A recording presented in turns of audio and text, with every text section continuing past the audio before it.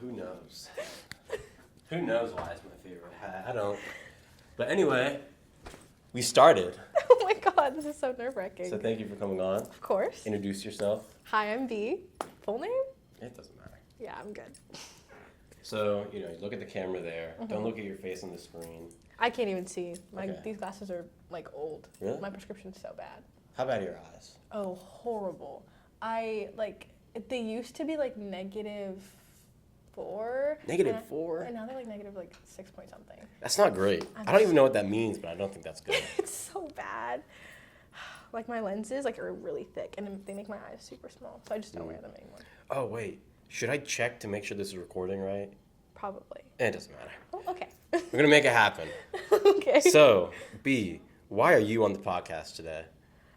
You asked me to be, and I came to my senses, and I was like, there's no point in not going on. Wasted opportunity. It is a wasted opportunity that you did not waste. Thank you for saying that. Sorry. This is not a serious thing. I know. This is a very chill experience. That's why I'm kind of nervous. It's it's so chill that I want to make a good impression on you, even though you've already met me before. No, I think you're fine. Thanks. But so I remember you telling me that you're bipolar, right? Yeah. Are there any positive things about being bipolar? Because they can't all be negative. You have two personalities, right? Basically. You're thinking of, I think, DD, dissociative identity disorder. Bipolar is sort of I'm one person, but I fluctuate between either manic or super depressed. Mm-hmm. So there is a good part about when I'm manic, it's I kind of don't care what anyone else thinks, which can end up being harmful to other people because I'm I don't care what you think, and I have a lack of empathy. But when I'm manic is when I'm doing everything I want. So when I was manic in I think it was 8th grade, I pierced my own nose, my septum, which obviously horrible. I got infected really bad. But I was I don't care, and I did it. And then I cut my hair. I would that's why I'm not trusted around scissors. Not because I'm gonna hurt myself, but I just cut my hair all the time. It's really let me bad. Try it. I've been cutting my own bangs since 3rd grade. Dang. It's so bad. I can't stop it. It's it's a problem, and it's I think there's some positives about not caring what other people think, but in the end, it kind of just ends up being harmful. So it depends on how you think about it. So what should you not care about? Advice to the viewers. What should you not care about, from other people's perspective? You know what I mean? Yeah. I think a lot of the time people care about, changing their appearance to fit how people, perceive them and things like that. But, that's why I don't really care, when people are always, talking about, blue hair, your blue hair will fade if you dye it, whatever.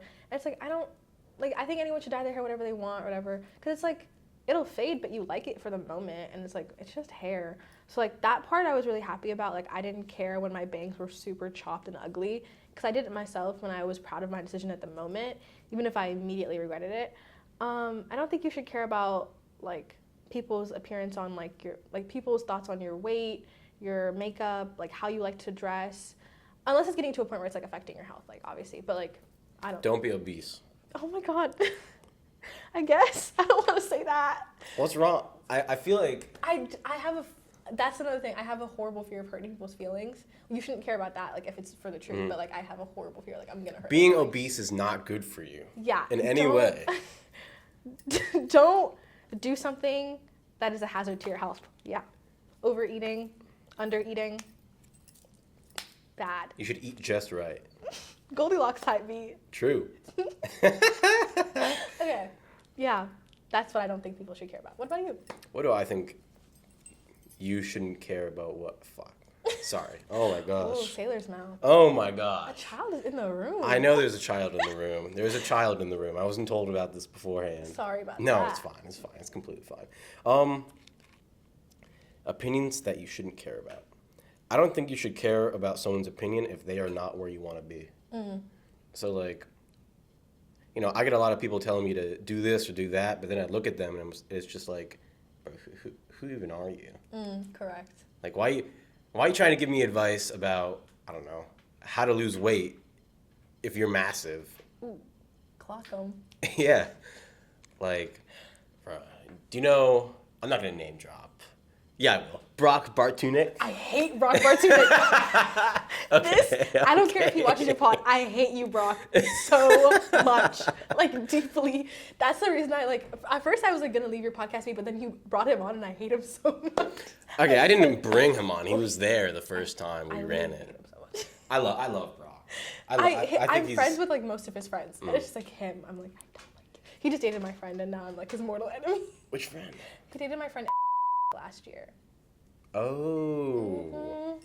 Let's not get into that. Yeah, let's not get into that. But I think Brock is a very nice and kind. Let me rephrase that. I think Brock is a very intelligent person.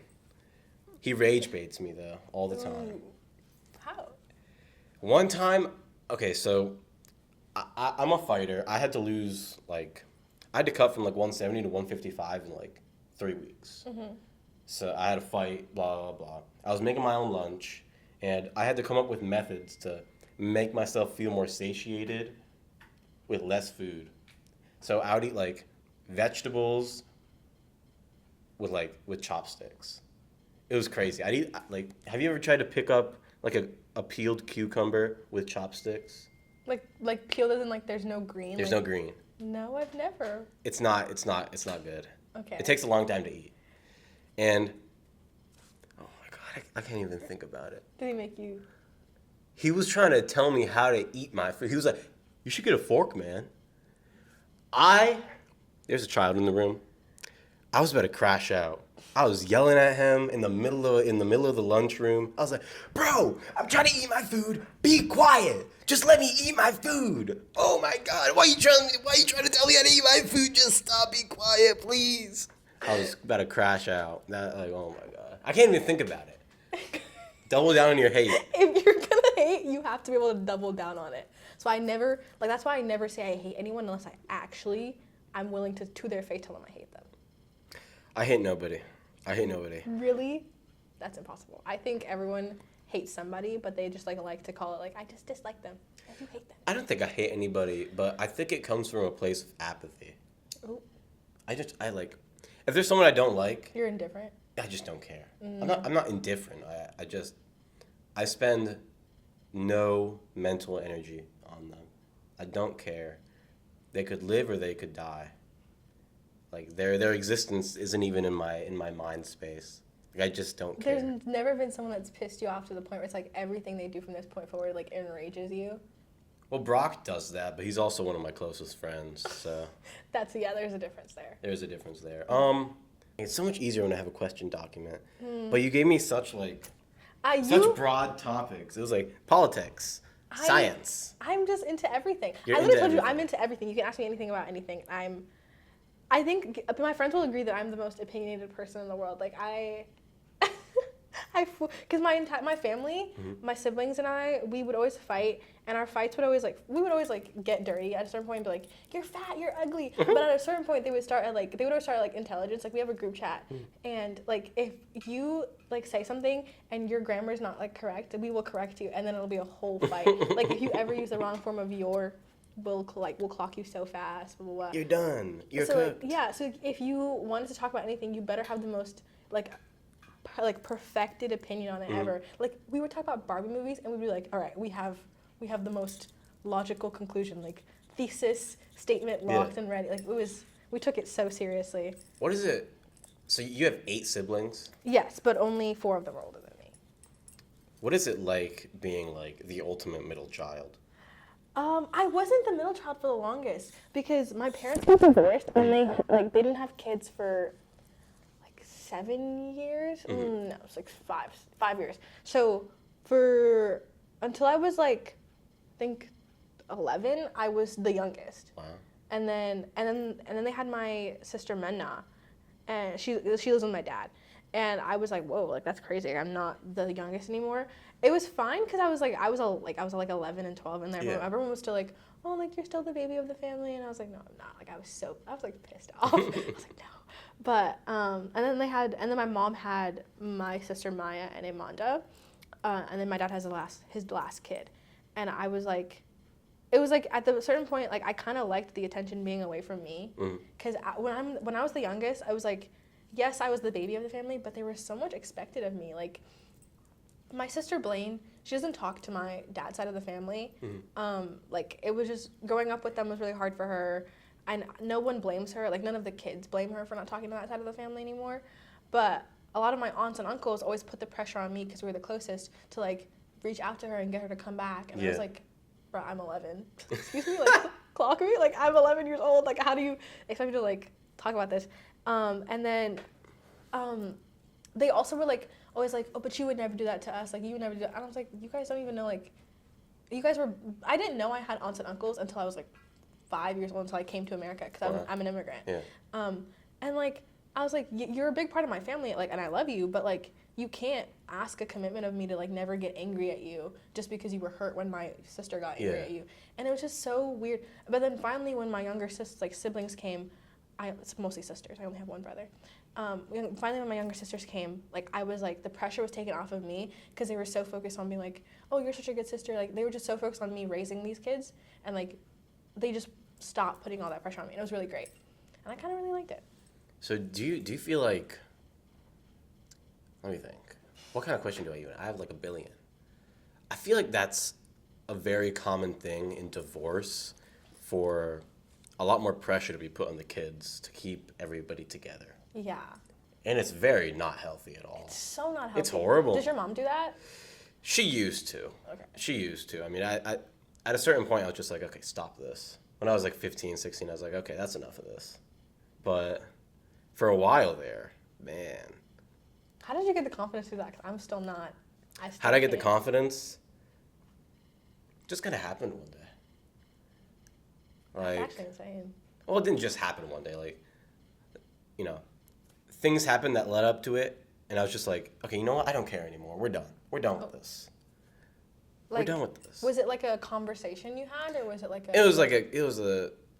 I guess it was, let me think. You gotta give me a second here. Give me your second. There are so many parts to it. Like, it's so complicated. But one day, I just thought to myself, I was like, I don't want to be the mediator between my two sides of the family. I don't want to be holding everybody together. Like, you know, for me to do the best that I can, for me to be the best person that I can be, and to also do the best by my family, I need to elevate myself.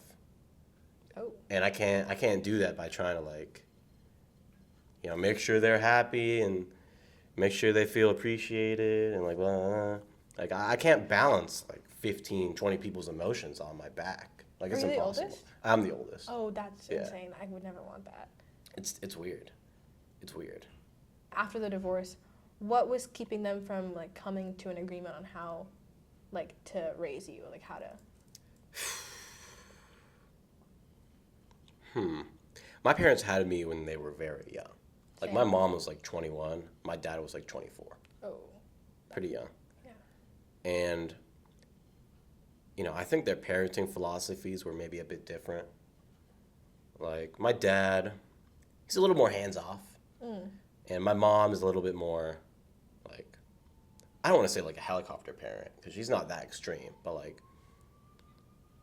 she's a little bit more on you. And wants to know, like, a little more what you're doing, keep you in line, stuff like that. Yeah. But, you know, it's different now because I'm an adult. But I got to remember back. Yeah, it was just different parenting philosophies. Money was an issue. Money was an issue for a very long time. Like, me and my little brother, do you share a room with your siblings, or do you have your own room? I have my own room. That's nice. Because there's 2 houses, and, like, most of them are in college now, so it's, like, blessed. That is blessed. No, me and my oldest little brother, we're, like, 4 years apart. We shared a room from age, like, I was, like, 7 to 15. That's a long time to share a room with someone. And they're, like, 4 years younger than you. Like, you can imagine what it's like. Yeah, that's insane. It's annoying. But, I don't know. Nobody ever asked me these questions. I don't have answers prepared for them. I mean, like, do you let your people prepare answers beforehand, or do you... I usually send them, like, a list of things. Just, like, keep the conversation flowing. But... Do you want to go back to an old list? I can do that. No, it's fine. No, we're just gonna get super creative. Okay. Okay, so what's your favorite book? My favorite book?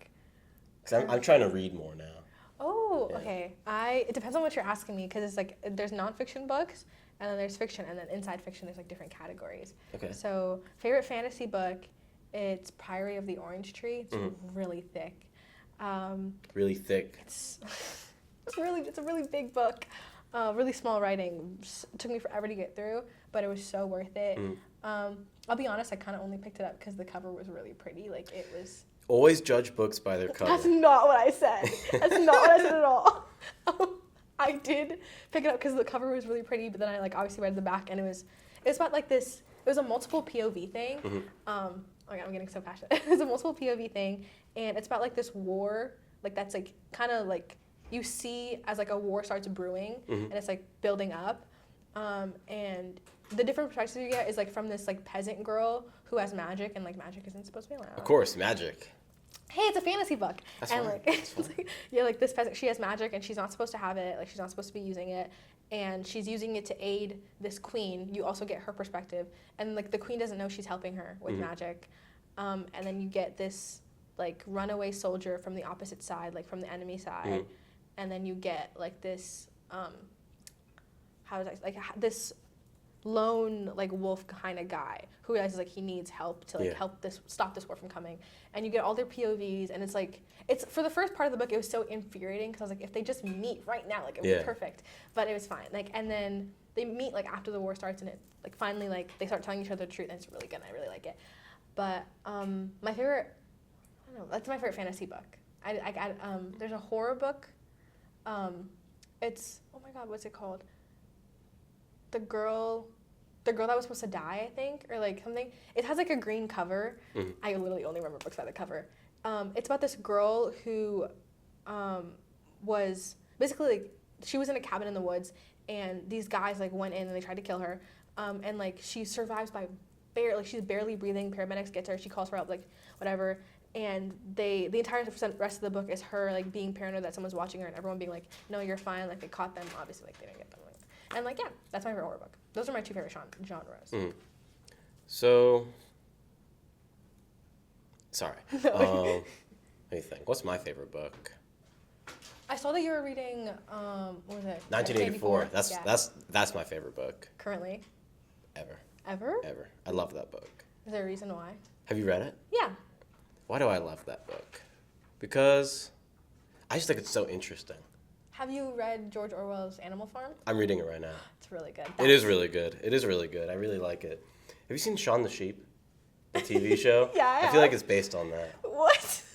I feel like one came out before the other. No. I feel like Shaun the Sheep is based on Animal Farm. I was like, yes. Do you see maybe. it?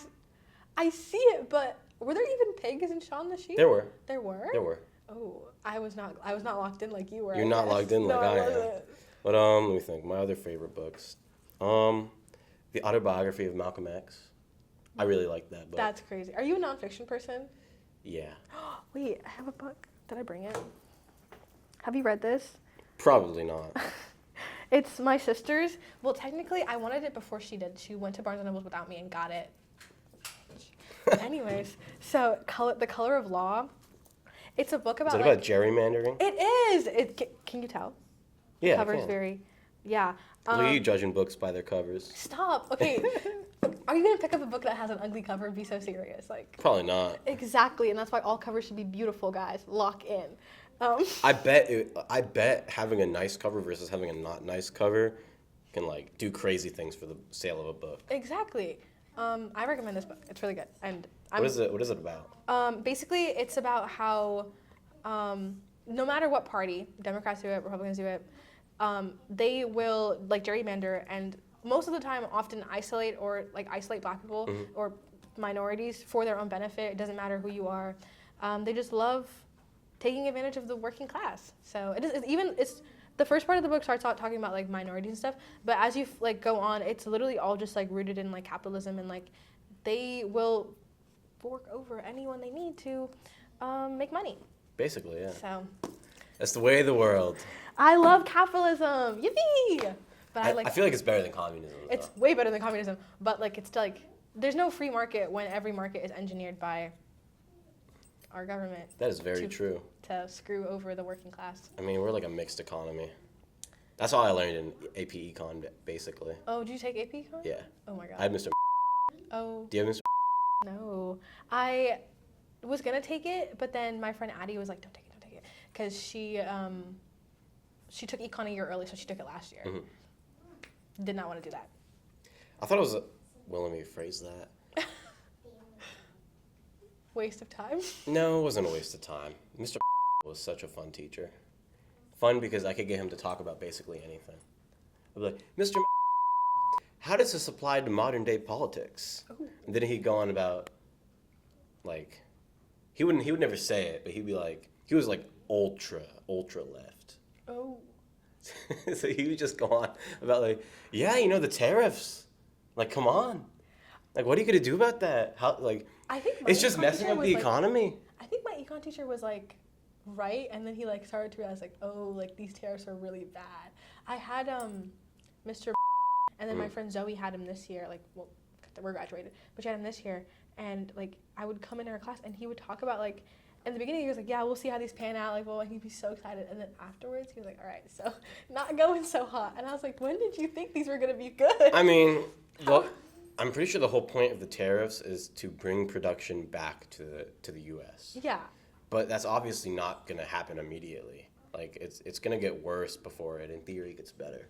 I don't dislike the idea of tariffs because they did work in, like, certain instances, like when we were buying, like, when Germany was buying our chicken and we were buying their vehicles and we had, like, a surplus and it was, like, a weird difference. And then we ended up, like, imposing a tariff on the, like, automobiles. And then, like, see, we barely have any Volkswagens based, and then they have so much of our chicken. So it's, like, it worked in that circumstance. But then, like, to the degree that we're doing it now, it's going to cause so much more harm, and we probably won't see any real change until after his term. But by the time his term ends, someone's just going to come in and like fix it. Yeah. And just basically reversing all the progress and wasting everybody's time. And also he keeps backing down so quickly, like with China when he quickly he changed it, like he changed the tariff amount.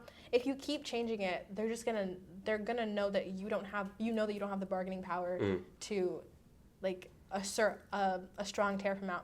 You know what I mean? Does that make sense? I know what you mean. Yeah.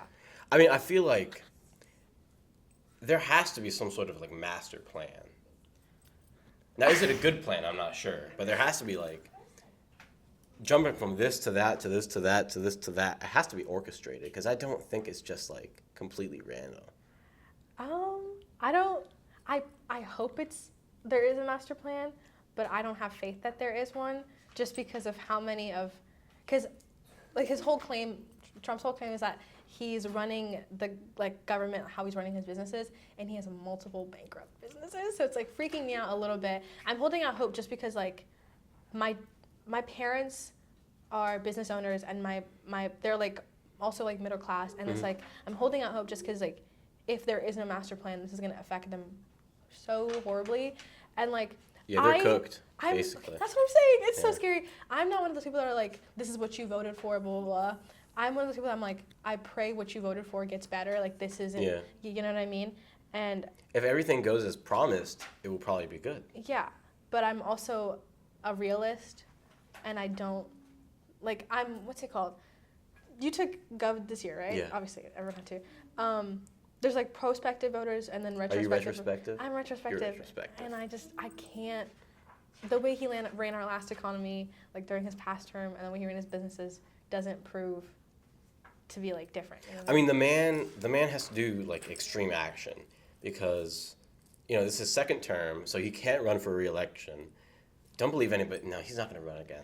He's not going to run again. He's not gonna. But he also couldn't. There's basically the whole point of them saying like he can't run, like he can run again, is like a clause. Yeah, and it's a whole so thing. Stupid. And it's not going to happen. That would cause massive uproar. bad things. Yeah, massive bad things. But we're talking about the economy. Economy. There we go. Sorry, I'm thinking so hard about like making sure I'm child friendly. You're fine. She's genuinely so locked out. Hi, babe. Love you. Economy. Let me think. Let's just jump to another thing in the economy. How? What kind of businesses do your parents run? So my parents and like my entire family, low key, my aunt and my mom have a like nursing business. And then Like travel nurses? no, like what's it called? For like old people. They have like a home. And then my uncle and dad work at the Truth Initiative. Maybe. It's like the don't smoke, like no tobacco. Oh, yeah. Thing. Yeah. And they don't really own that, but they're like vice presidents and stuff in there. And so it's like they have a really large stake in it. So prayers. It's mostly about like wellness. Yeah. I feel like that nursing home business is that's gonna pop off at some point. Praying. Generational turnover, guys. I mean, yeah. I mean, Put your parents in homes. There's so many old people and so many people that don't care about their parents that they have to go somewhere. Oh my God, I know. It's crazy that like as Ethiopians, well, my aunt is Eritrean, but as Ethiopians that we like they have like a nursing home business because like it is so like you don't put your parents in a home. Like in our culture, you do not put they will die in your home. Like my grandma lives with my mom. Like it's so when my grandpa got sick, and from my dad's side, and my grandma was like, I'll take care of him. They had to get their own apartment because like, it was just a lot of work. So my dad and my uncles, they all got together and they got them like this home in like the senior living area. But it's not like a nursing home. But when people thought it was like at our church, bro, it was so crazy. Like no one was talking to them because it was like putting your parents in a home is like genuinely like the rudest thing you can do in our culture. So yeah, my mom's gonna die in my house. I'm so scared. Does it have to be your house? You have to. Oh, like I could probably get her an apartment maybe. But, like, if she ever gets sick or anything like that, she has to. Are you the oldest child of your mom? Yeah. My dad has 3 marriages. Wow. My dad only has 2. 3. Yeah, he's beating you out. Dang. Yeah, my oldest siblings, like my 4 older, they're with his first wife. I'm the only product of my mom and dad. I only have half siblings, technically. But I don't believe in that. Calling your siblings half siblings is like weird. They're my siblings. Yeah. They had me. They stayed together for 7 years. They got divorced they told me they were getting divorced on my 7th birthday. Nice. Yeah, it was really fun. It was like I think the week before, but I was like, all right, cool, thanks guys. Did you even know what it meant? Like when you were that young? Like you probably knew what it meant, but like what it would entail. Okay, my mom took me for a walk. She's the one who told me. She took me for a walk. We lived in like this like condo kind of thing. She took me for a walk. We were walking around Arlington, and she was like, "Oh yeah, like your new school." And I was like, "New school?" Because she like didn't tell me like they were getting separated. She was just like, "Oh, we're moving." She's like, "Oh, you're gonna walk? Like you can walk to your school?" Because I've always taken a bus. It's gonna be right here. But when I was like, "Oh, that's so exciting!" And then she was like, "Oh, and you have your own room?" And I was like, "My own room?" Because I was 7, so I was sharing a room with my older sister Blaine, and I was like, "Why would I have my own room? Like, where's Blaine gonna stay?" And I was like, "What are you talking about?" She was like, "Oh yeah, like your dad's gonna live somewhere else, and you're gonna live here." And I was like, I didn't get it. You're like, what are you talking about? I was like, that doesn't make any sense. Like, why would we do that? And then they finally told me that they were getting separated, and I was like, oh, like that's insane. And like the biggest part of it was like, I like didn't understand that it meant I wasn't gonna be able to see my sisters, because I was like, my sister Blaine is like literally like everything to me. Yeah. She basically like she's only 4 years older than me, but she basically like raised me. So I was like, oh, like that part was heartbreaking. Like we were gonna go to different schools. Yeah. And it was fun. I guess still close. Yeah, she FaceTimes me every day to complain. That's wonderful. I know, I love her so much. I hope that like we stay as close, or like they think of me like Blaine, but I don't know because the age gap is so big here. The age gap is big. I know. But I mean, it just puts you in a different position. But you know, it's on you. Like, there's gonna be a time where they're not gonna reach out to you. You're gonna have to reach out to them. I know. It's so horrifying. There's going to be a time where you're not going to be there, and I don't know, I mean, I think about it sometimes, too. Like, my little sister's, like, 2 years old. I'm 18. Like, I'm gonna be gone by the time she's, like, 4 or 5, if not sooner. Which is, like, crazy to me. I know. And it's sad, because I'm not going to be able to do all the things that, I would like to do as an older brother, but it's just a different role. Like, what would you have liked to do? Yeah, I've always had little brothers, Yeah. but having a little sister is a little different. You know what? Well, Yeah. and like, I feel more compassion towards her. Like, I want to love her more. Oh, yeah. Then with my little brother, he's like 5. He's like, dude, what are you doing? And he'll do something stupid because he's 5. And I'll be like, don't do that. Stop now.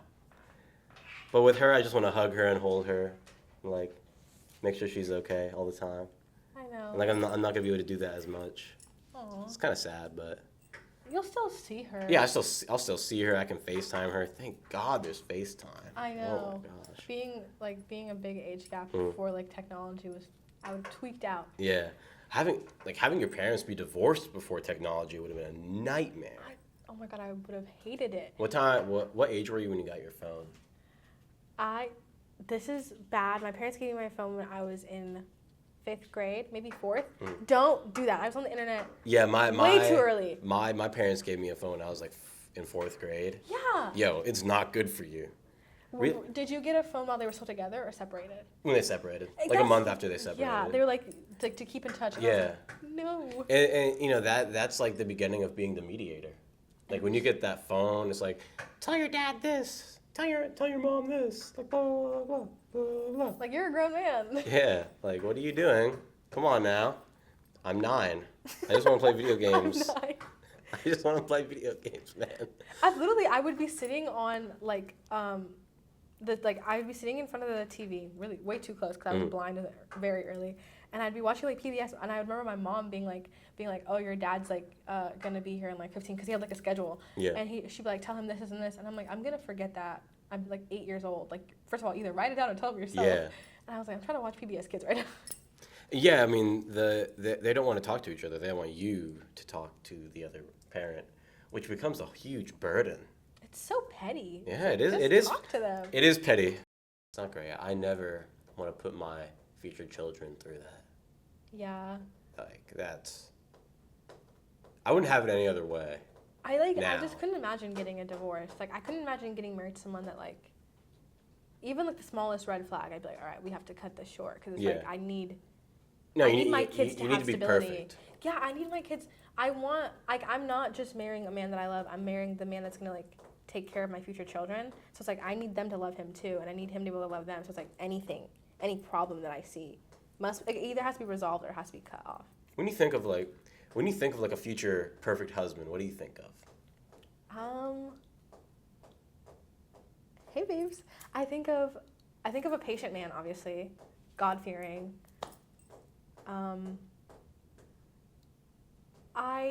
I want someone who is Do they have to be Ethiopian?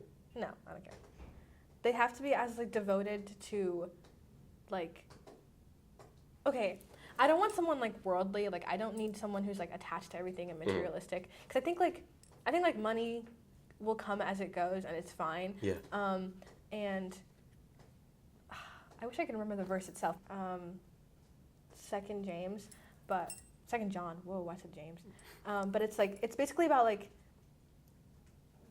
God created the earth and like man made worldly items. So it's like he should love the earth and not the world. Like he should love, and I think he's patient, godly, committed. Like I want him to focus on, if he puts his mind to something, I want him to be able to finish it.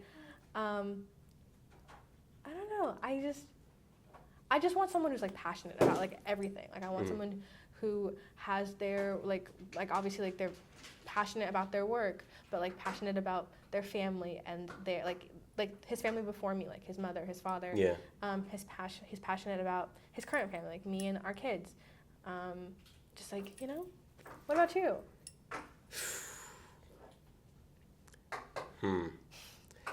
She basically needs to be ride or die, or it's not gonna be able to work. Exactly. Like, I'm gonna do crazy things. Like, I already do crazy things. Oh.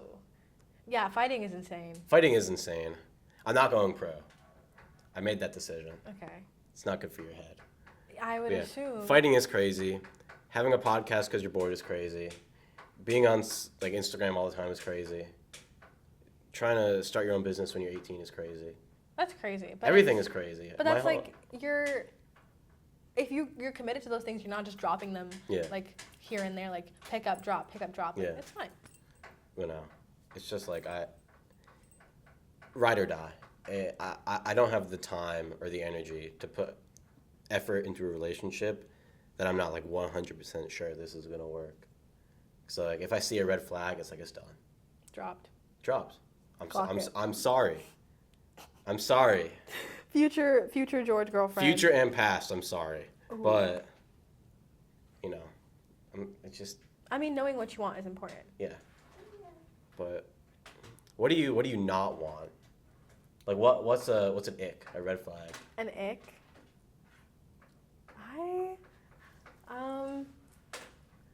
I guess someone wishy-washy, like someone who goes back and forth between like ideas and thoughts. Like I want someone who, like I said, like I want someone who knows what they want. So like when someone keeps, I hate when people I can't make a decision. So like I often like when someone asks me like, oh, what do you want?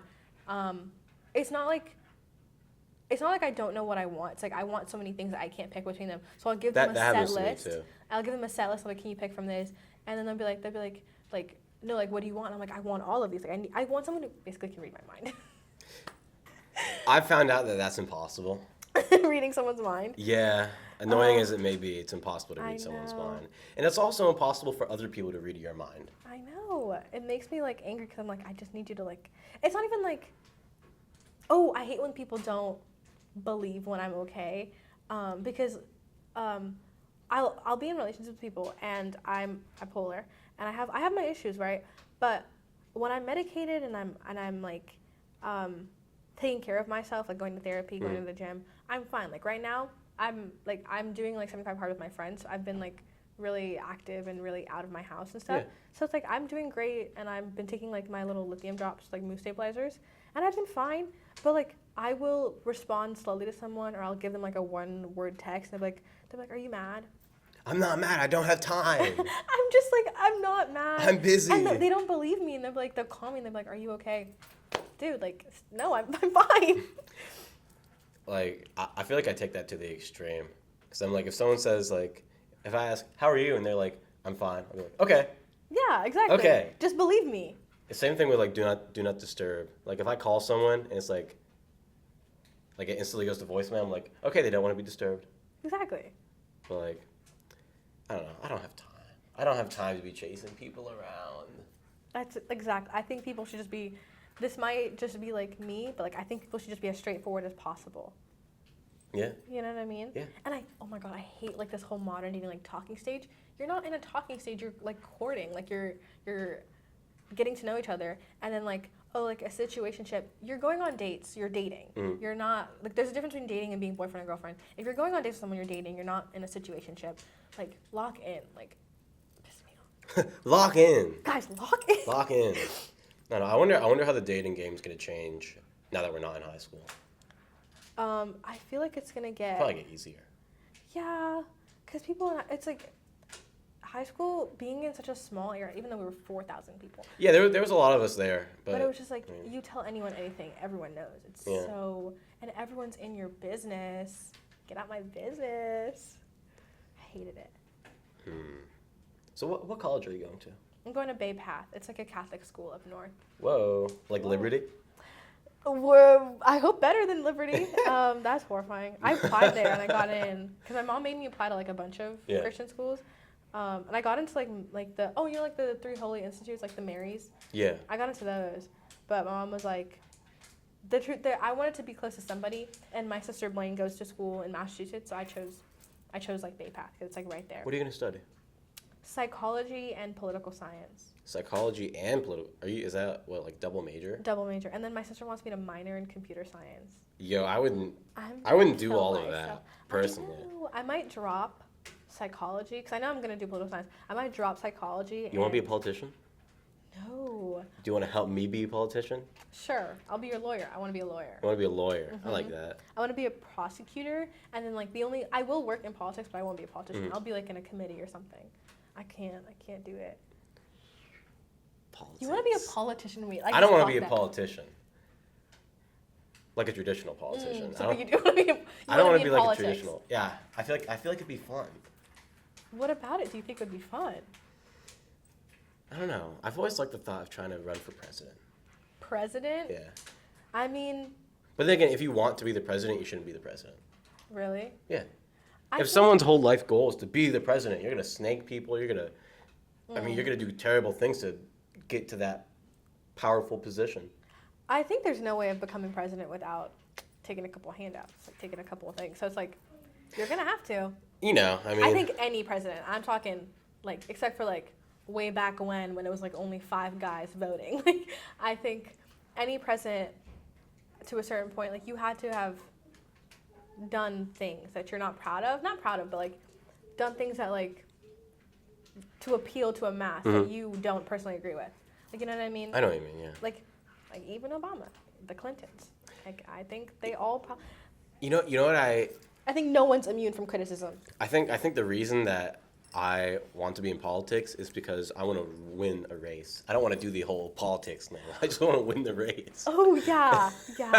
That's like, did you do you had Mr. right? Yeah. You were always in class. Those elections were my life. I won, and I was like, okay, I'm ready to be president now. Like, I took it so seriously. I want to go up and give speeches.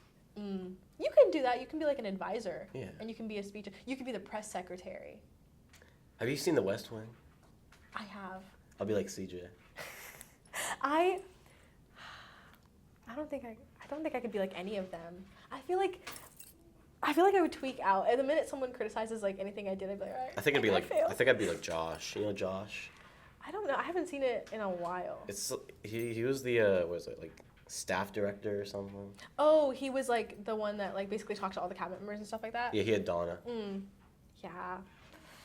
I feel like I'd do that, but like I just want to win a race. I feel like you could do it.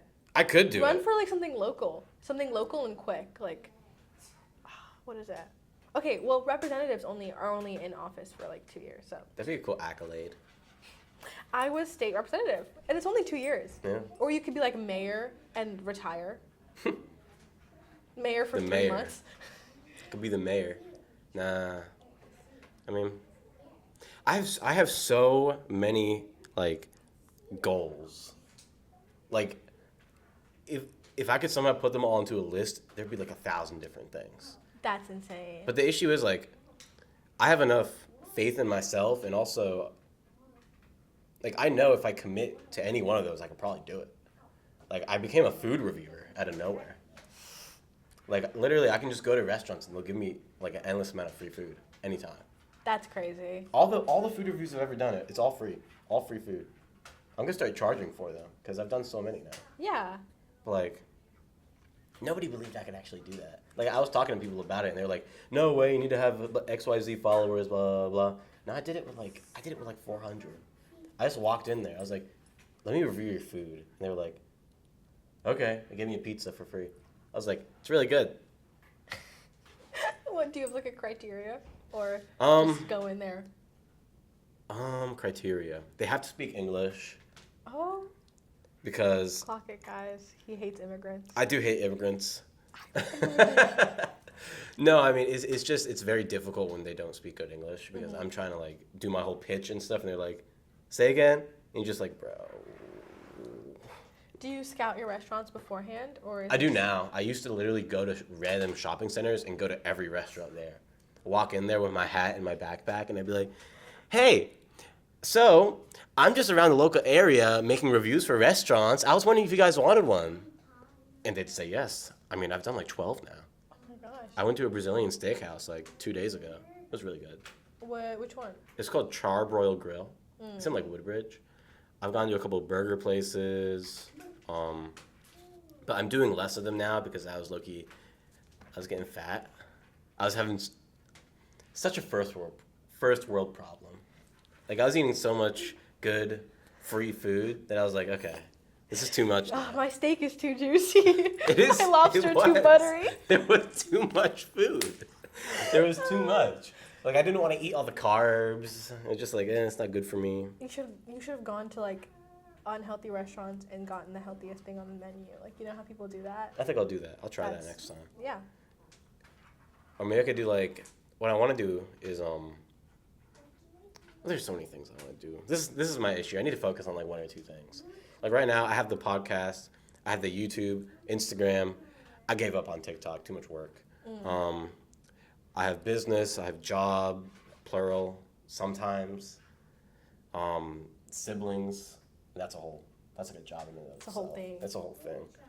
And it's just like. Oh, you're tired? Do you want to come here? Can I bring her over here? Yeah. Come here. So motherly. They shattered my iPad. Pissed off. No, I'm not even. I'm silly. Oh no. Yeah. It was like a heated game of Roblox. Okay, here you go. So like if anybody has any concerns about why this podcast is a little bit different, I'm using a camera for the first time. I don't have any questions prepared. There's a young child here that I didn't know was going to be here, which is completely fine. Let me think. And yeah, I haven't done it in like a month. Here you go. Which game do you want to play? Put the volume all the way down.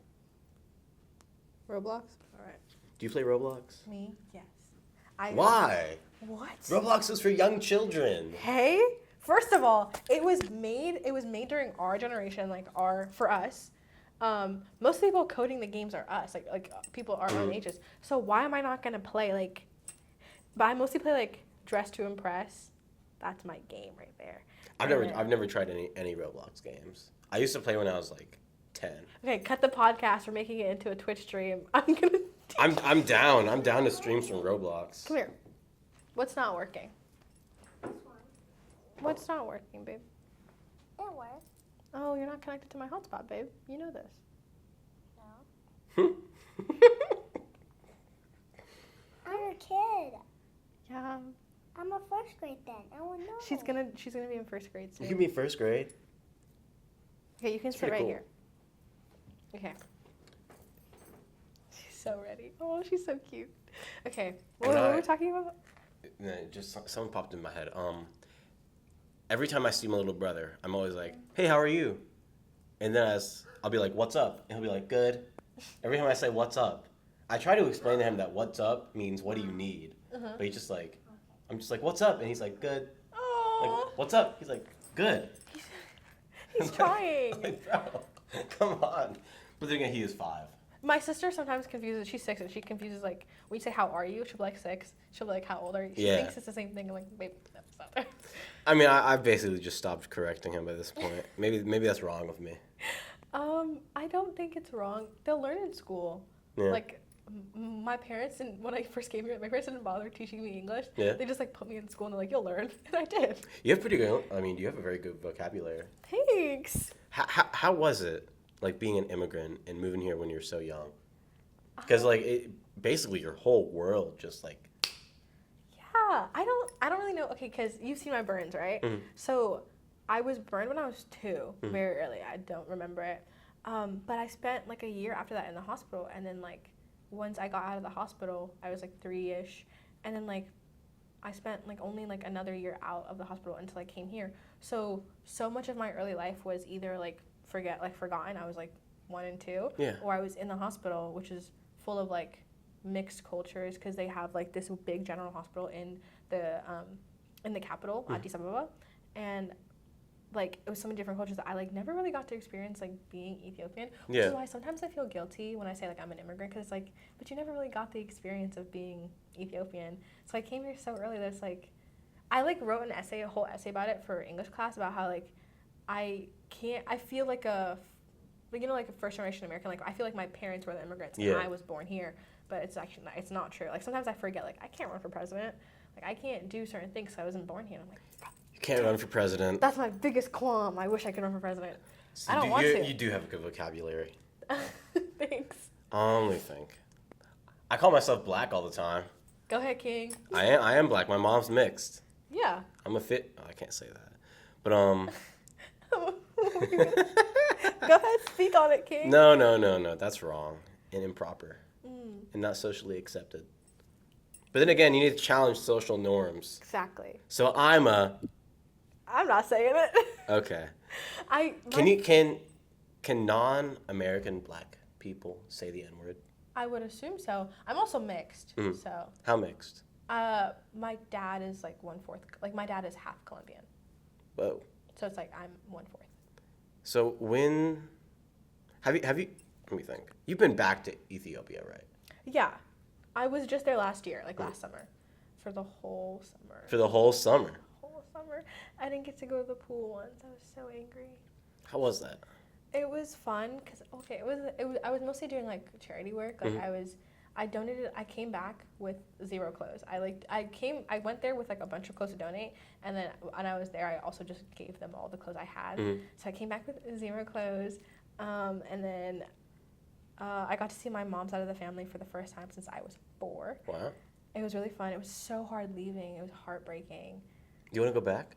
So bad. I mean, you can go back. Yeah. It's just, I bet it's kind of expensive to get there. Yeah, and there's also, the U.S. does like ratings of like what countries are safe to go to. We're currently in a civil war, so it's the whole thing. It happens. Yeah, it was really hard to watch because like when I left, things were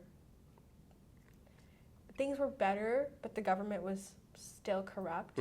And like when I came back, it's like the government is still corrupt. What's up? I want to do my hair. Okay, there you go. You okay? Yeah. There we go. Okay. Corrupt government. Yeah. And it's like I came back and it was still corrupt government, just worse off. Yeah. Like they're demolishing homes and stuff to build roads. And it's like, do we really need a highway as much as we need, less homeless people? Who knows?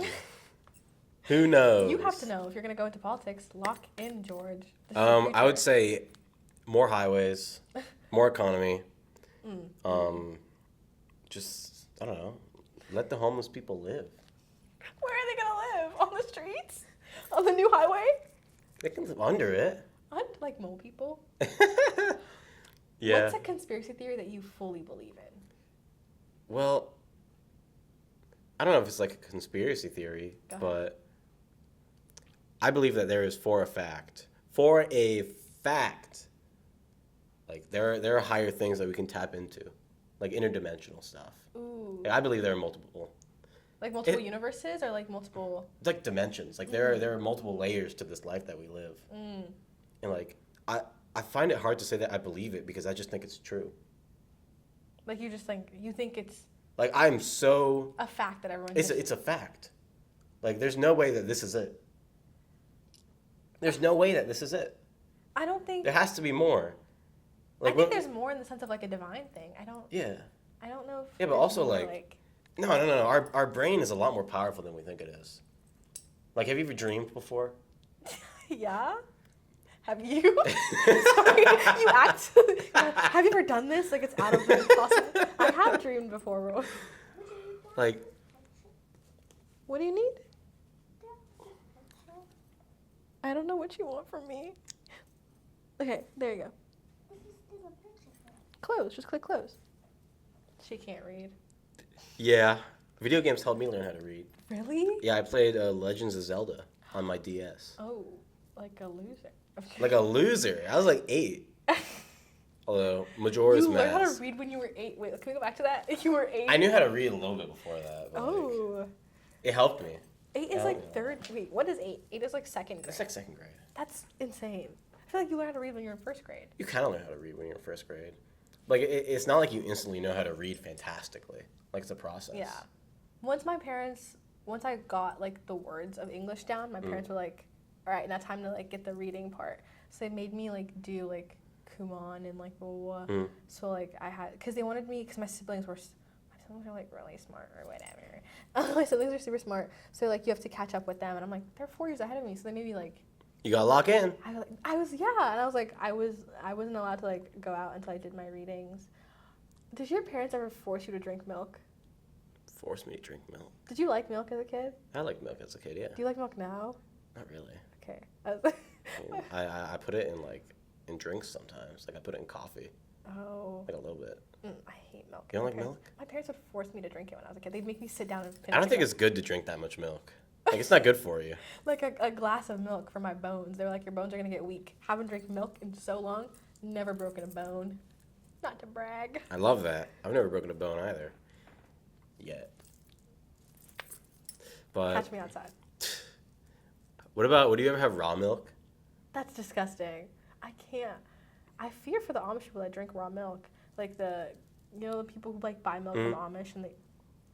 Oh, pasteurization exists for a reason. Would you not have like, are you not a fan of like cutting board, steak, and like an avocado? An avocado and eggs. And eggs and blueberries? With honey? I think that's a very healthy diet. I don't understand why you're putting it on a cutting board. And also, do they eat like vegetables? Because all I ever see them eat is like avocados and blueberries and stuff. Yeah, I mean, those are all fruits. I need them to lock in, eat a vegetable. What's your diet? So obviously, like I'm Ethiopian, so I have some cultural foods. But a lot of the time, my mom's really into like green juices now. So it's shifted, and it's mostly like, if I go in and I look for vegetables, we don't have any like. It's just juice. She's juiced them all. Like, she's juiced every vegetable we have. That's funny. But I calorie count not for like I have a food like problem or whatever. I just calorie count for like the sake of myself. Like I like to know what I'm eating. Yeah, it's good to not like accidentally eat 4,000 calories in a day. Exactly. It's just good for you. Like don't be obese. We're back to our original point. Full circle. No, my maintenance calories because I'm 5'2", like 5'2" on a good day is 1,100. 1,100? Yeah. 1,100. Yeah. That's very, very low. Because I'm very short. Like 1,100, and then that's like my maintenance. But I eat like a little bit above maintenance because I go to the gym. So I eat like 1,400, 1,600. Yo, that is so little. Well, but then again, it's fine. But I also forget to eat a lot of the time, so it's like I never. You're fine, babe. I'm not. I never. I know that look. She was so scared. She was so scared because when they broke my iPad, the way I crashed on everyone in my house. I was like, you were supposed to. I was like yelling at her. I was like, you were supposed to watch her. I went to the restroom for like 10 minutes, because I was like washing my face, my makeup, and I came home. I came out. I think I was like in the shower. I came out of the shower, and I'm like wrapped in my robe, and I'm like, why is my iPad on the floor? I'm like tweaking out. But yeah, it's a really bad outfit, Maya. Anyways, she's playing dress to impress. It's a really bad outfit. But we're talking about. Oh yeah, I don't know. I feel like calorie counting helps me not forget what I'm eating, and not forget That's to good, eat. Because yeah. I will if I don't put anything in and I don't get the MyFitness pal reminder log something. I'm like, oh wait, I forgot to eat. How does that happen? How do you forget to eat? Like, does your body not warn you? I just I'll be so busy doing other things, or I don't know. I'll be so locked in on something else that I'll be like, it'll be hours of me when I used to be really into art. I still am now in the sense I like to go to museums, but I used to paint a lot, and I would be so into my painting that I would forget to eat. So I was doing this I love doing Van Goghs, so I was doing my rendition of The Starry Night, and I was in it, and I forgot to eat for 5 hours. I had woken up, and I just immediately started painting, and I had forgotten to eat. My grandma was like, oh, you're awake? She thought I was sleeping, and I was like, I'm awake, and she was like, you have to eat breakfast, and I was like, why would I eat breakfast? It was 1. Jeez. And I forgot. Have you tried the, what is it, 1 meal a day diet? Or have you tried different diets? When I was a kid, okay, I used to be real fat, guys. I used to be a plump little girl. I lost a lot of weight, but I used to be I was 9 and I was already over 100 pounds. That was an issue, but I was fine. But so I'm my gonna check dad this real quick. I'm low-key paranoid. Paranoid little guy. I'm paranoid. I'm a paranoid person. Okay, we're good. My dad would always, my dad is so fat. My dad put me on diets, and I'm like, bro, I think you should lock in on them. But yeah, I've tried my dad would, I don't even know if it was a diet. You know that one military diet where it's an army diet, and my dad made me try it, and first of all, it didn't work because I was 9 years old, and I'm eating the portions of a grown man. It's not gonna work for me. He didn't even think to cut it off, but it just was so stupid. And I've tried that one. I've tried what was it? I went vegan for a bit. Oh no. Yeah, I don't really like meat anyway, so it wasn't hard for me. I went vegetarian. I went pescatarian. I feel like pescatarian's good. Yeah, I wouldn't do it. I But was pescatarian for freshman year, like the entire year, like we knew each other. I just didn't eat meat. All I ate was fish. Yeah, I've tried like all of those little tarians. Never tried keto because a lot of keto is cheese, and I hate cheese. Really? I hate cheese. Do you like cheese? I don't have an opinion on cheese. I take it off my pizza. Wow. Okay, that's crazy. Psychotic, I know. Is that like a you thing or an Ethiopian thing? No, everyone else likes cheese. I'm just insane. Oh. Like my siblings, like my sister, she'll constantly make fun of me for it. Like she'll like just order like breadsticks. I'm like, I can't. Like I want the tomato sauce. Yeah. I like the tomato sauce. I just hate the cheese. I think my mom instilled in me a fear of getting overweight. Really? Yeah. How? She would always be like, I don't know, she would always just be like, make sure you don't overeat. It's very important that you don't get fat. And she'd just always do that. Is she like an almond mom? Hmm? Like, you know what that is?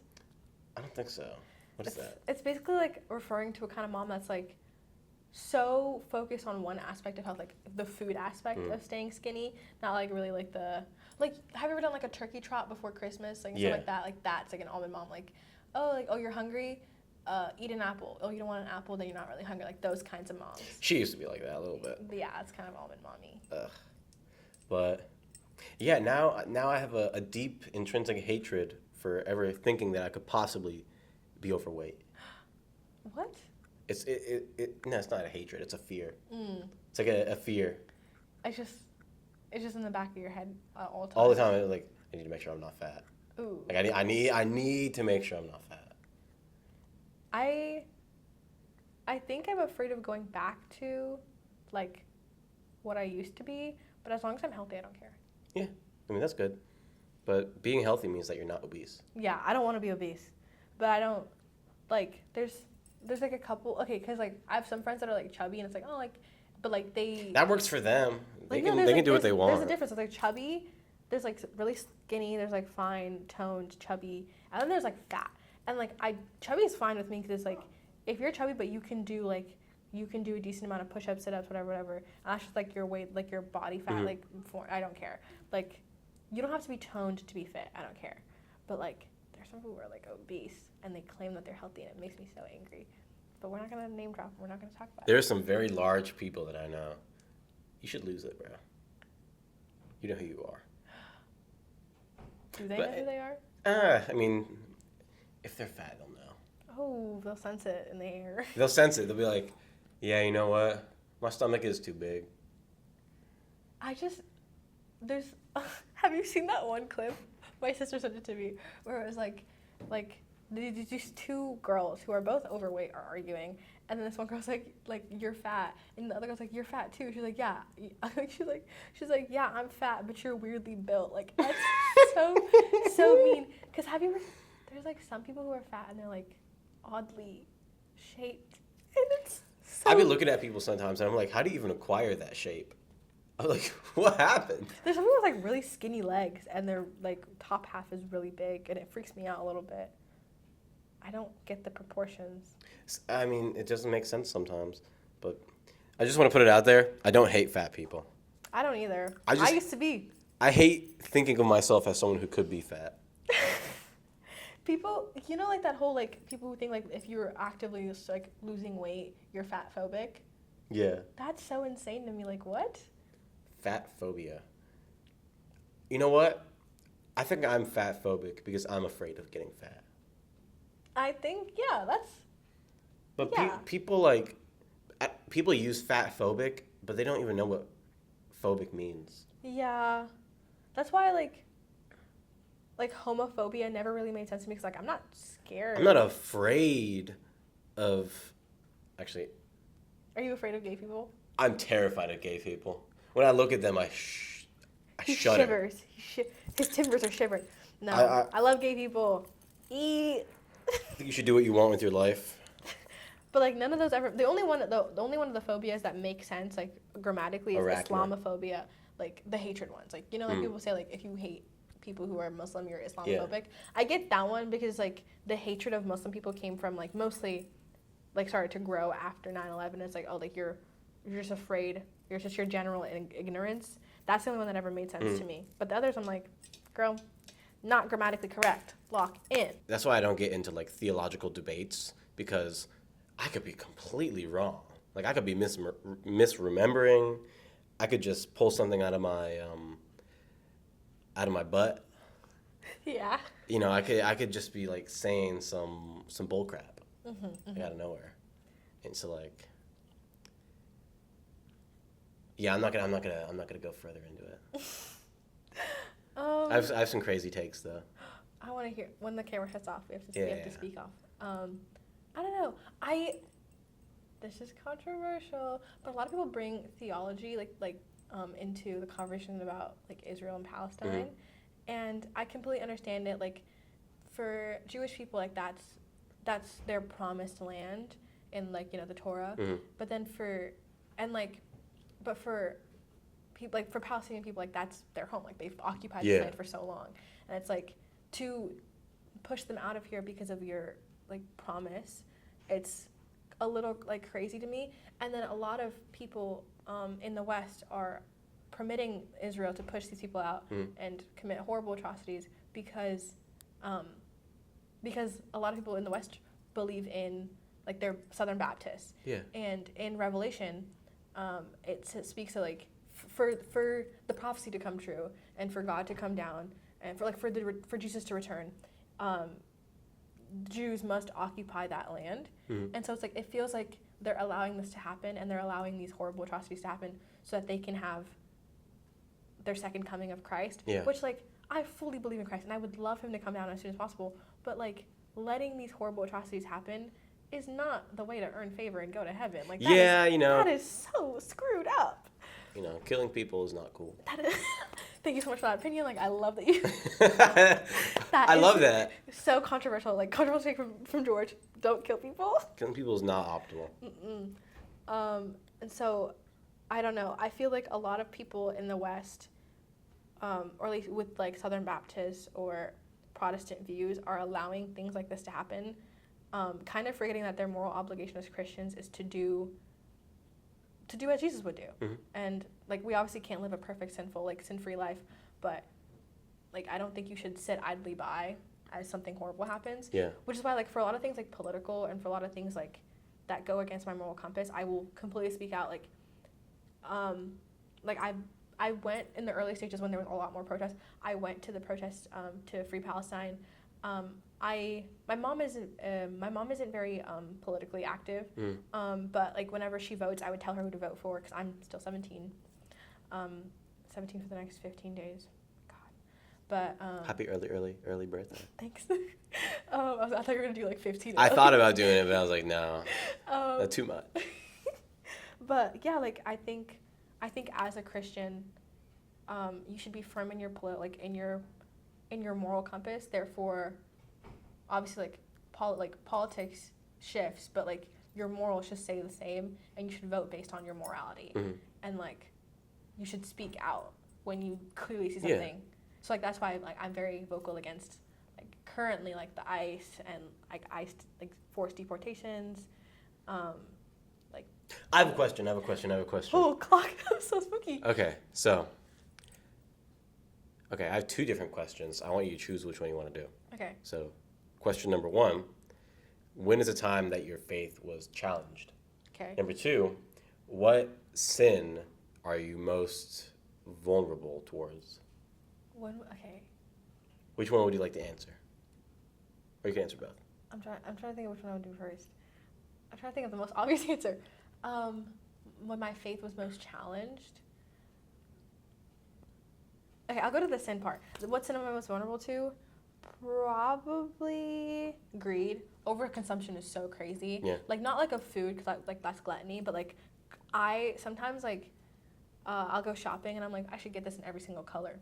No, you shouldn't. Like, what? That's so crazy. But it's like everything is so readily available that I'm like, I could just do it. Yeah. Oh, and envy. I am the most, like, I will, in my heart, like, I'll be like so jealous of people, but then I get over it really quickly, but every single time it's just like, it like quickly overwhelms me, and then I'm like, wait, I'm being so dramatic. So I overcome it really fast too, but it's like you ever just see someone like, I'm going on vacation with my sister to Thailand this summer, but like, I'll see someone who's already there, and I'm like, that should be me. And I'm like, what the heck? Yeah. You're gonna go soon. Like, calm down. And I have to like remind myself like, in due time. Like, so yeah.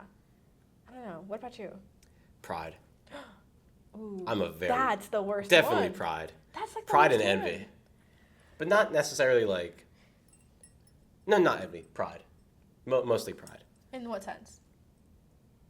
You know, I have what some people might think of as a crazy, irrational belief in myself that I can do basically anything that I put my mind to. We've seen. And that can become bad. You know, like, I feel like I can do anything, so I feel like I deserve everything. I deserve everything because I work very hard. So it kind of puts me into a weird position.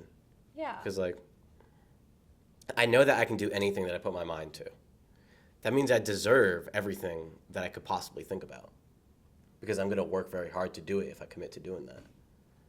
But also, like, in theory, I should never really feel proud of myself. Because I'm chasing the feeling of feeling proud, because that's pride, right? So, I love being proud of myself. That's why I fight. I fight because after fighting, a note about fighting. When I stepped into the ring, or every time I step into the ring, I get an overwhelming sense of calm. Like, my mind shuts off for like once. Like, I step into that ring and there's like 10 seconds of silence. I want that feeling. I don't want to think. I just want to be so focused. And it's so hard for me to focus. Maybe I have ADHD. I don't know. You should. I always recommend people get checked out, but also like there's certain things like if you get diagnosed with ADHD and you realize like later in life that you want to go into the military, cut it. So like you can't do it. So like I always recommend people get checked but never officially diagnosed, because then you know what your issue is and you can focus in on it, but you're not officially diagnosed. So it never. Life hack: how to get into the military even when you're not qualified. How does what is ADHD? Attention deficit disorder. It's like, basically, we learned about this in psychology. Your brain is, so you know like extrovert and introvert, like basically like an extrovert, their brain is so calm that like they need stimulation, and then an introvert, their brain is so overwhelmed that like they want to be in the quiet. Basically, ADHD is like, for men specifically, it's like, they're more extroverted, but their brain is so overwhelmed, but they still need that stimulus to keep going. So it's like you are constantly seeking external stimulus, like everywhere and here and there and blah blah blah. Like that's what it was for men. I don't remember what it was for women, because like the signs present differently in like genders. But yeah. Maybe even that. Maybe I just have ADHD. Adderall. Nah. No, I wouldn't want to medicate myself. I like who I am. But because when I can focus on something, I can do wild things. Like I can do crazy things. Like I can if I can just pick a direction. That's not an issue. I just can't pick. I just can't focus on one thing. Like I can do it for a set amount of time, but then it's like either after it's done or like basically after it's done, I'm just in nowhere. Like right now, I feel like I'm in limbo. Oh. What does limbo make you feel like? What does limbo make me feel like?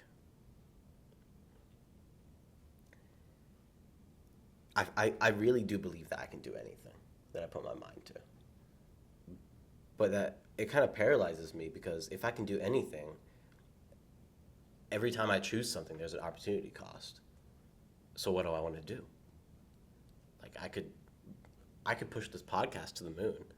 Like I have a lot of people who want to come on. Like, bring them on. I could, but it takes so much work. Just have one of your friends help you with all of the like other stuff, like the editing and everything. Just have. I could. I need staff. Brock. Basically, yeah. I'll get him to do it. Right now, I have my little brother, like helping me with stuff. I'm like, here's $20. Do all this work. Do you hope to make an income from this? From the podcast? No. No, from like all of social media. Like livable, passable, just any sort of income. Currently, I'm 13% of the way to my goal of 10K per month. So that's like, what, 1,300? That's what I've made this month. This is by like doing freelance work and stuff, like doing filming, editing, stuff like that. Google Ads. But do I want to make an income from all of social media? I mean, it'd be nice. But mostly it's a networking tool and an asset. Like I see it as the same thing as investing in the stock market. Just, if you do it for long enough, you're pretty much guaranteed success. So it's a guaranteed investment. It's going to do good things if you're smart. How long do you plan on doing it? Forever. Forever? Forever. Even when you are settled down? It's going to change as time goes on. Like it used to be more YouTube. Right now it's Instagram. A new platform will probably come about. I hope not. They're just getting more and more addictive. Yeah, they are addictive. Instagram is a hot mess because it latches onto you like one of those aliens. Like goes onto your face and you just can't take it off. But it's not a goal that I've been able to stick to more, or not a goal, but a passion, is I want to show people that you can do whatever you want in life.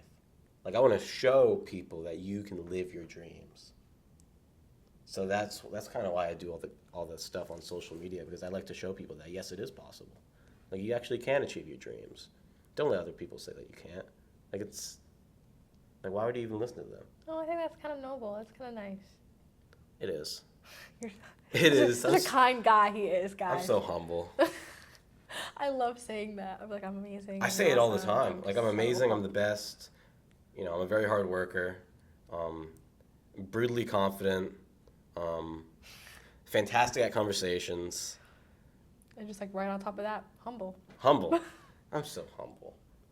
I am so humble. It's just so amazing to see. You never really see it these days, True. What do you need, Maya? What did you make? What is this creation? Dress to Impress is a fashion game. Mm-hmm. And that's her model. Wow. The hyper. What was the theme? Okay, we're not gonna. What's your name? Maya. Maya? Maya. Maya. What's your favorite game on Roblox? Come on, you got it. Oh, okay, so she's just ignoring you. Oh, that's fine. Ignored.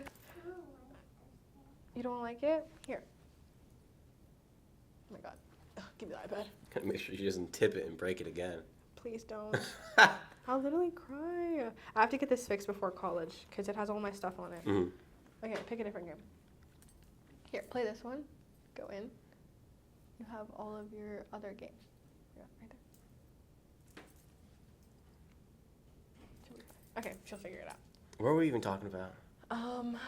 We had finished answering one question, and then there was a second. Oh, what was a time that most challenged your faith? Most challenged my faith. I didn't grow up in a religious household. So there was no time that really challenged my faith. It was just I kind of developed it. Oh. So I guess there was no time where I was really challenged. So what drew you to Christianity? What drew me to Christianity? Fear. Of? When you have as big as dreams that I have, you realize that you basically, you're only human. You can't do it all. And that's something I've had to cope with. I can't do it all, which is sad. And I think I can do a lot, but I can't do it all. So there has to be some higher purpose. There has to be something more. Because I can't just want goals to want. I don't just want things. I want things so I can help people. Mm-hmm. And I don't know, I guess God keeps me moral, helps me believe in myself, I guess. So I guess maybe I just believe in God because I'm selfish. I don't know. Maybe I just want. Clock that. Maybe I believe in God. Maybe I am a follower of Jesus Christ because I am selfish. I don't know. I think if you read the Bible and you, like, practice what you preach, I don't think, even if deep down you're doing it because, like, you want to get to heaven or you want the Lord's favor, I think like, you're still doing good things. Doing good things for a reason doesn't erase the good thing. Yeah. Like, a lot of you know how people will always criticize those people who, like, film themselves giving food to homeless people. At least they're giving food to homeless people. Like, you can't. Yeah. You know what I mean? So it's like. You know, like, very, very often I give money to homeless people, and, like, sometimes I feel worse after giving the money to them. Why? I have no idea. Like, I was driving once by the Walmart, and there was this lady on the side of the road, so I was like, okay, I'll give her $20. I'm so nice and kind. I gave her 20. I was like, yeah, I didn't feel good about doing that. A lot of the time, especially in DC, because a lot of the homeless people there are, well, okay, it depends. There's homeless people who are, like, unhoused, which is just, like, they don't have the money to be housed, but then there's homeless people who are, like, in, like, situations, like, they're, like, in drugs or something like that. If I can tell what kind of situation they're in and I feel confident giving them money knowing they won't use it for something, I'll give them money. Let them use it for something. They're homeless. I mean, I'm afraid that they're going to use it for, like, meth. I mean, but, like, if you're homeless and you get all your joy from meth, you know. George is pro drugs. If it makes you happy, just do it, honestly. I mean, if that's what you live for, use the $20. Get your meth. It's okay. That's not. Meth is illegal. Meth is illegal. He's promoting crimes on his podcast. I'm not promoting crimes.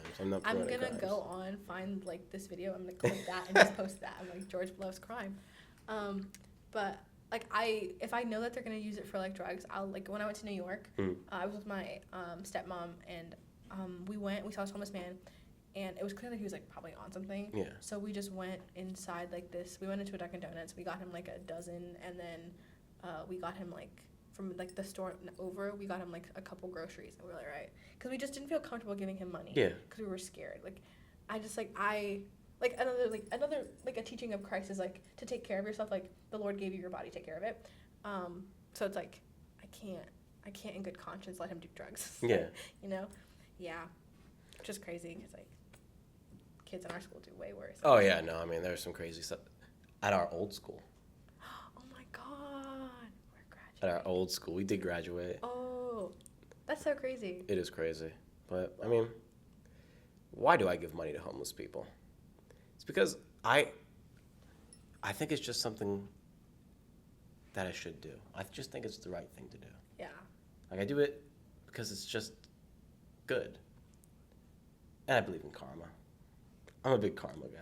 If you do good things will probably happen to you. Probably. In the long run. Okay, I think in the long run. In the long run. Instantly, no. I mean, I've taken my punches, don't get me wrong. But, I mean, do you really need that $20? Like, $20 cash sitting in your wallet. Like, do you really need it? Or does that person who can barely afford food need that more? Yeah. Like, just give them the money. Like, it's okay. If I trust them, I'll give them money. If I don't know. Something about me is so scared of, like, enabling. I'm so scared of, like, being an enabler. You know what I mean? Because it's like, yeah, I don't know. But, like, I think you're a good enough character, like a judge of character, to, like, know who to give money to and who not to. I try. I mean, if I see someone who's like, okay, I'm pretty sure if I gave you money, you just stab me, I'm not going to give you money. Yeah. That's actually insane. Why would they stab you? Such a kind fellow you are.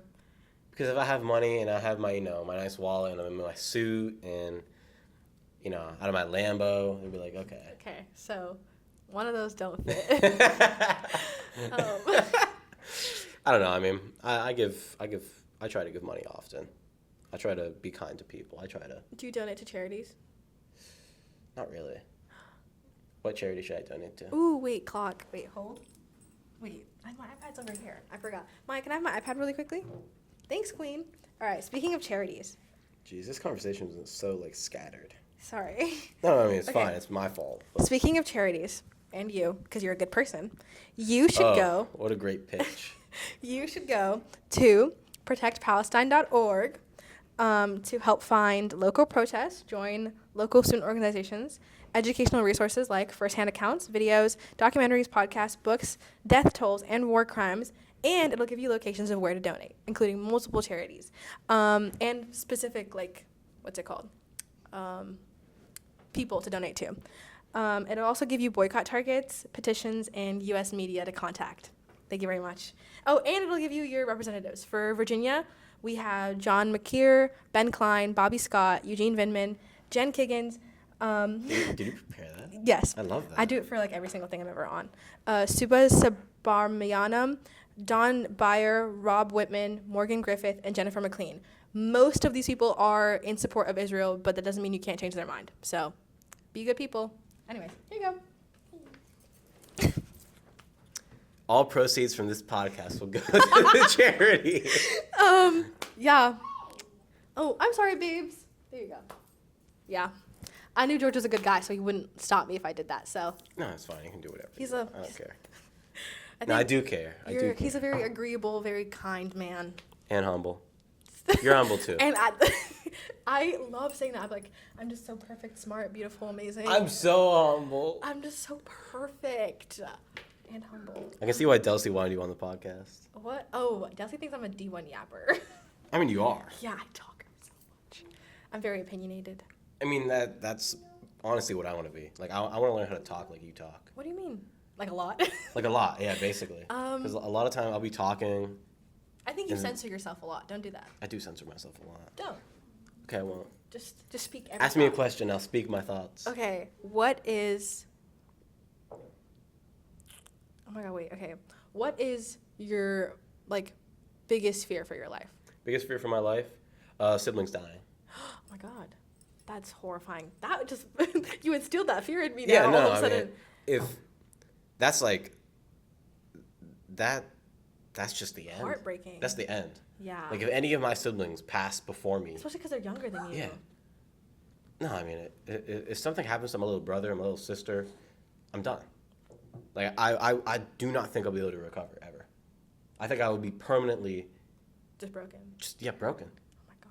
Like on a long enough time frame, I'll be okay, but I'll never really be okay. Yeah. You know what I mean? Yeah. Like I'll just be like, there'll just be a hole in my heart. Especially because they're taken so young. Yeah. Like that would Yeah. be... Oh. That Yeah. made me, like, sad now. Guys, I'm sad. I almost want to cry even thinking about it. That's... Yeah. It's like, wow. My siblings are older than me, so it's like I have to be prepared for them to die. But it's like they're so close. Like, when Blaine dies, I'm going to tweak out. I'll be like 80, but I'm going to tweak out. I'm Yeah. like, "Pray me." No, I mean, even when I think about like my parents dying, like I would much rather that happen than any of my siblings die. Yeah. Like much rather. Like I take it like that. Like you have to choose between your dad and your little sister. I've thought about it before. It'd be instant. Yeah. And like I feel like that's what my parents would want too. A good parent. Yeah, good parents would want that. Yeah. Are any of your grandparents alive? Yeah, all of them. Oh my god. It's crazy. That's Such a blessing. That's a blessing. Yeah. Yeah, that's like a very nice thing. I'm horrified of my grandma passing before I can have kids because she's very young. My grandma's 67. Oh, She's 67. She's very young. Love my grandma. One of my grandmas is pretty young too. She's like 60 something. Yeah, and like I want them to see my children because my grandma raised me, so it's like she's like in a sense I'm like her daughter as well as my mom's daughter. It's like a weird Yeah. So it's like I want her to see my babes. I want her to, So she'll make it, but it's like what if she doesn't? How many kids do you want? Okay, ideal. Oh my god, ideal. I want 3. I want like 3 of my own biological. I want to adopt other kids too. So it either has to go girl, girl, boy, or boy, girl, girl. So you gotta be like, you better make this happen. You have to be a girl. And like I want there to be more girls than boys. I don't obviously what God gives me, I will allow and I will love. What are you watching, little child? I don't know. She's watching an ad. Okay, click the X in that corner, okay? There you go. No, babe. Okay, there we go. Not the brightest. It's okay that we work on her. Do you want to put it to airplane mode so there's no ads? Oh, will it work? Here. Maybe. So She's she'll fine. figure out She's eventually. Yeah, I'm. Okay, she's not the brightest. She's not good at any of these games. Okay, she's like 6. Hey, I was great at them. I wasn't. I didn't have a phone. But What are we talking about? You want Oh. 3 children. Yeah, I want 3 children of my own.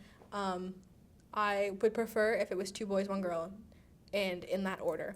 But if I don't have that, it's fine. But I want 3 kids. And then I want to adopt. So after my own kids are like, or when they are teenagers, I'll adopt kids like around the same age. Because I want to adopt kids that aren't going to get adopted. Yeah.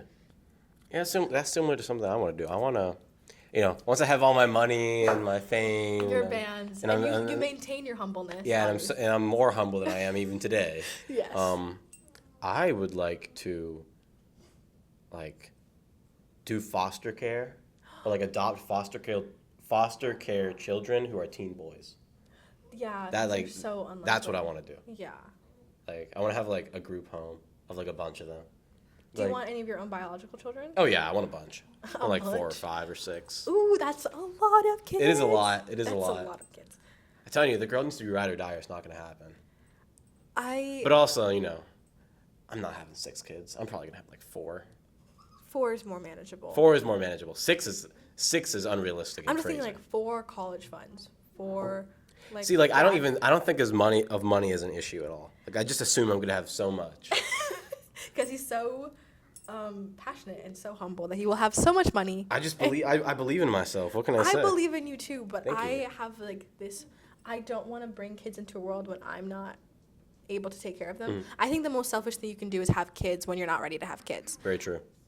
I hate unprepared parents. I think this is the most controversial take I have, but people love to say that, okay, I don't like families that are in poverty and they continue to have children. They make me really angry, and people are always controlling them, having kids is eugenics. No, it's not. It's caring about the child's safety. Yeah. And I think if you are making less than $50,000 dollars a month, and if you're making so little that you don't even pay taxes, maybe sit this one out. Yeah, Maybe dye your tubes, girl. Yeah. So, I'm scared that I'm gonna have kids when I'm not financially ready. Well, you don't just get financially ready. I know, I feel like it'd be easier for the guy though, because you're also growing a child. Yeah, the whole thing is I'm scared I'm gonna have to take maternity leave, and then I'll be in a place in my work where I'm not. It depends. I wanna do poli-sci, so I wanna do lawyers and so my 2 options are either be a prosecutor, or and stay like that for the rest of my life, or be a prosecutor and then go into law. So either way, a majority of my work is research and reading, which I can do from home. So I would only have to go into work here and there. In my ideal world, I'd only have to go to work here and there. So I feel like I could manage that. But if ever I married a man that could fully take care of everything, I'd just stay home. I don't care. Isn't that the goal? I feel like it depends. I like the idea of being a working mom. I like the idea of having 50-50 in the sense that we both work, we both take care of the kids, we both pay, I feel like that feels perfect to me, both of us working. But if that man's making a meal, I'll stay home. But I don't care. Putting that out there into the universe. Manifestation. If you're making a meal, if you're making a meal, and you're hit her type, hit me up. hit her up. But I dox myself, phone number and address. But yeah. I'll put your Instagram handle in here. Scared, spooky, but no. It's gonna be great. But This is just a matchmaking. Yeah. No, I don't want my future wife to have to work if she doesn't want to. That makes sense. I want her to have the freedom to do basically whatever she wants. I also like the idea of working to be financially stable without if I would never get a divorce, I will make that marriage work no matter what. Unless it will he work. Beats me. Don't manifest that. I'll just beat you back. Don't worry. Yeah. But I'll make it work. So but if we ever did have to get a divorce for any reason, the only reason I'd divorce someone is adultery. I mean, if the relationship is Christ-centric, then there really shouldn't be any reason for a divorce. Exactly. But if your heart scurries away and we do divorce, I do just want to have my own money in case. But I would just I probably have money saved before a marriage too. Mm. Yeah. Yeah. Swag. I'm gonna need to sign a prenup. Ooh, are you gonna be a bajillionaire? Do you need that prenup? That's the locked in? goal. Okay, he's gonna be making bands, guys. Just so you hear it, ladies, hit him up. Hit me up in like 5, 10, 15 years. 5 years is so soon. Hit him up in like 10, 15 years. George Levy, address. Okay. It's not even about the money. Where do you get your fan letters if you don't give them your address? P.O. box? Send me fan DMs. Oh, okay. You should set up a P.O. box so you can get like PR. Yeah, I should. I'm Get a literally P.O. giving box. Yeah, I'm literally giving so much like Yeah, great advice. you should be my media manager. I'm so stupid I couldn't do that. But thank you for the offer. I'll come back to you in a couple years when I'm like drowning In money? work. Yeah, in money and work. I thought you meant like in a what's his name? Scrooge McDuck. Like Yeah. Duck's Yeah, when I'm He's gonna drowning have in his- my gold coins. Yeah. If you like a man with a fun hat and a pool full of money, hit him up, ladies. Yeah, do it. And if you're ready to have 4 to 6 kids. 4 to 6. Okay, 4 to 6, like 4 is not that many more than 3. Okay, but that's like one more, and that's one more human life you're responsible for. My sister wants me to have a set of twins each time I have a baby, so she's like wants me to have You 6. just manifest that. She's like been praying on it, and I'm like, Blaine, stop, like, Stop this. stop. She's manifesting twins for me, and it's scary. Twins, oh my gosh. Manifesting twins for my homeboy. Yeah. Let me think. Do you have any more questions for me? I'm trying to think. You are a very good conversationalist, so I try. I've learned a lot about you today. I haven't spoken to you since freshman year, or like Yeah. really spoken to you. Yeah, we had bio together. It was pretty fun. It was fun. Did you talk to Mrs. Souza still? Not really. Oh, I love her. I remember her snake. I was like, Alfredo? why is there a snake? I love him. You know, he pooped on me. He's pooped on me all through high school. He's pooped on me 3 times now. Wow. Yeah. One time he pooped on me during, like, class, like, during bio, he pooped on me. He pooped on me, like, that year when I came in for one time, like, help. And then I think it was last year. He pooped on me last year. I was, like, holding him, and then this other guy wanted to hold him, so then I gave it to him, and we kept switching back and forth, but he got so nervous that he pooped on me, so. Yeah. Snakes are... Do you have pets? I have 2 bunnies. 2 bunnies. And my sister just recently adopted a cat. Whoa. Yeah, they're so cute. They're my babies. One is... Their names are... Like, they have Ethiopian names and they have American names. Their names are Topsy and Turvy. They're white rabbits. It's pretty cool. I have 2 dogs. I have a bull mastiff and a Newfoundland. Oh, my gosh. They're What are the huge. names? Heidi and Hansel. Oh, my God. Yeah. Bro, like, we're literally locked. Yeah. That's so cute, though. How big are they? Heidi is 120 pounds. Hansel is maybe like 100 something. That's grown dogs. They're huge. Hansel can still, in theory, grow. I mean, he's like 2.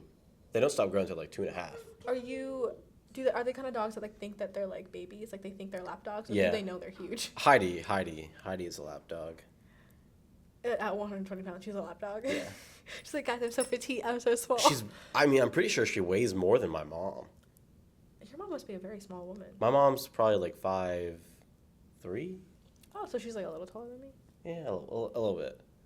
She's slim. Yeah. Yeah. She's slim. You think my mom? I love my mom. That's nice. I love my mom very much. Are you like what's it called? A mama's boy? A mama's boy, yeah. Back in the day. Ooh. Back in the day I was. And then then my mom was really rude to my dad all the time, so I was like a daddy's boy. Okay. And now I'm just like, I just love all my parents equally. Mm-hmm. Like, Are you gonna be? What kind of dad do you think you're gonna be? You think like a girl dad, or you think you're like? How do you want to raise your kids, essentially? how do I want to raise my children? I want to make sure that I can impart all the good parts about me onto them. What are those parts? Most of me. What they don't need, I don't want them to to feel like they have to live a life that. Okay, we're done. Toodles. But thank you. I had such a good point on that. We'll just have to run it back someday. Yeah, part 2. Run it back in like 2 years. 2 years. You better be stacked, like loaded. I'm gonna be like bank check. So, do you want? How do I take this? No, that's fine. I'm just gonna turn it off. But hey, thank you very much. For But of coming on. course. All right. Well, if it didn't record the audio, I'm just gonna crash out and cry. It's okay. We just have to remake